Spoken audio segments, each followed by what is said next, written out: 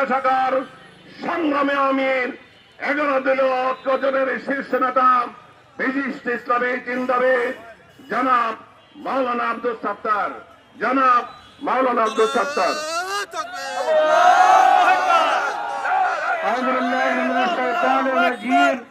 বিসমিল্লাহির রহমানির রহিম। নাহমাদুহু ওয়া নুসাল্লি আলা রাসূলিহিল কারীম ওয়া আলা আলিহি ওয়া সাহবিহি আজমাইন। বিভিন্ন পর্যায়ের 11 দলীয় নেতৃবৃন্দ এবং সংগ্রামী জনতা, আমরা এই বিক্ষোভ মিছিল শেষে এখানে সমবেত হয়ে সরকারকে যে ব্যাপারে হুঁশিয়ার করে দিতে চাই যে কথা এবং কাজে মিল রাখুন। আপনি কিছুদিন আগেও বলেছেন যে আমরা প্রতিটা অক্ষর অক্ষর জুলাই সনদে প্রতিটা অক্ষর, প্রতিটা তারিখ, কমা, সেমিকোলন পর্যন্ত আমরা বাস্তবায়ন করবো। বাস্তবে দেখা যাচ্ছে পুরা উল্টা ভূমিকা রাখছেন। কাজে কথা এবং কাজে মিল রাখুন এবং মুনাফিকি বর্জন করুন। দেশের মানুষ আজ আর ওর পিছিয়ে নেই, বোকা নেই।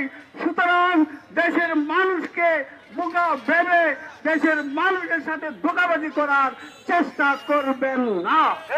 ইনশাআল্লাহ আগামীতে আমরা এই জুলাই সনদ বাস্তবায়নের জন্য রাজপথকে আবার সরগরম করে তুলব ইনশাআল্লাহ। সংগ্রামী জনতা, আসুন আমাদের এই দাবিতে আপনারা সরগরম থাকবেন। আপনাদেরকে সামনে থাকতে হবে এই দাবি আদায়ের জন্য। এই রাজপথকে আবার গরম করতে হবে, তা না হলে দাবি আদায় হবে না। সুতরাং আমাদের দাবি একটাই যে জুলাই সনদকে বাস্তবায়ন করুন, একটি অবাধ, নিরপেক্ষ এবং একটা সুন্দর বাংলাদেশ গড়ে তোলার জন্য চেষ্টা করুন এবং একটা অন্যায়, একটা অন্যায্য, একটা সুবিধাবাদী, একটা দুর্নীতিবাজ অবস্থাকে পরিবর্তন করে দুর্নীতিমুক্ত এবং একটা ইনসাফপূর্ণ সমাজের জন্য আমাদের ভাইয়েরা রক্ত দিয়েছেন, সে রক্তকে ব্যথা যেতে আমরা দেব না। আমরা সেই দুর্নীতিবাজ কে কারো সহ্য করব না, স্বৈরাচারকে সহ্য করা হবে না। সাথে এই স্বৈরাচারের পথে হাঁটা বাদ দিয়ে ন্যায়ের পথে চলে আসুন, আমরা সহযোগিতা করব ইনশাআল্লাহ।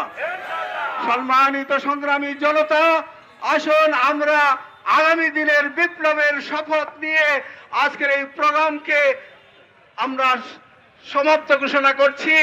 সবাইকে আগামী দিনের ময়দানে রাজপথে আবার সক্রিয় ভূমিকা পালন করার জন্য বিপ্লবী আহ্বান জানিয়ে আমার প্রোগ্রাম শেষ করছি। আল্লাহ আমাদের সহায় হন।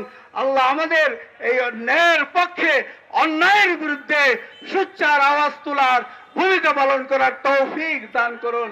আমিন। সবাইকে মোবারকবাদ।